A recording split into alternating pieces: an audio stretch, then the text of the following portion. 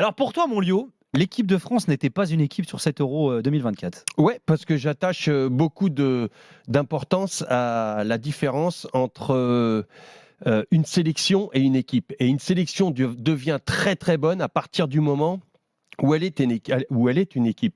Et donc, justement, ça avait fait la force de cette équipe-là, de cette sélection-là, en 2018, par exemple. C'était la force où tout le monde, chaque joueur était partie prenante.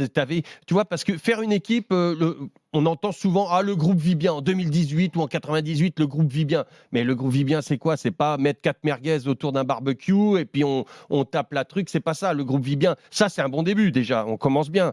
Parce qu'il y en a, ils veulent pas partager le repas des fois. Mais là, non. Donc, tu as ton barbecue, tu as ta merguez, tout le monde y va et tout. Mais ce que tu vois, une équipe, ça se voit sur le terrain. C'est cette unité que tu dois avoir sur le terrain, que je n'ai pas vue personnellement. Pour moi, ça s'est désagrégé. Pourquoi? Je pense avoir une ou deux petites explications. Ce ne sont pas, c'est ma vérité, c'est pas la vérité. Mais du genre. Tout simplement parce qu'une équipe, ça se construit aussi autour de leaders. C'est l'investissement des joueurs. Personnellement, Dis-moi que tu vas me dire que tu n'as pas aimé la façon dont Griezmann a été traité, je dirais entre guillemets. C'est-à-dire, il a été un peu lâché, on a l'impression quand même, non, par Mbappé, par Deschamps, par Rabiot, par exemple. Et ben voilà, exactement. Et moi, j'ai ressenti ça. C'est pas que Griezmann. Ça peut être Giroud, ça peut être aussi Mbappé qui n'a pas eu, en tant que capitaine, en tant que leader de l'équipe, qui n'a pas eu le discours qu'il aurait dû avoir d'un capitaine rassembleur. À un moment donné, voilà, c'est tout ça. Et là, tout ça, ce sont des petits trucs qui sont pas très importants pour les gens.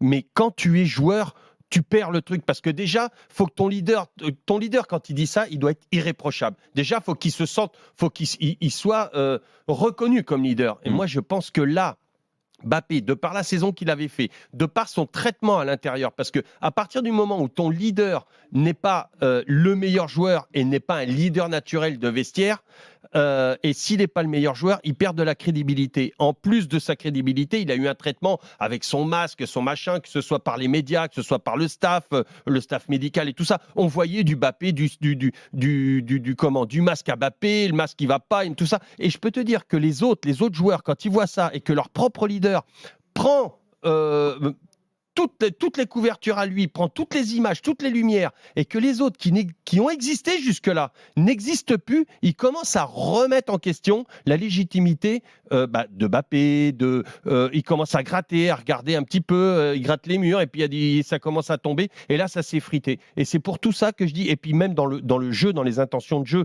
quand tu fais une passe, que le groupe vit bien, justement, que ta saucisse merguez, tu peux l'avoir exactement sur le terrain. Pareil, ce partage que tu as.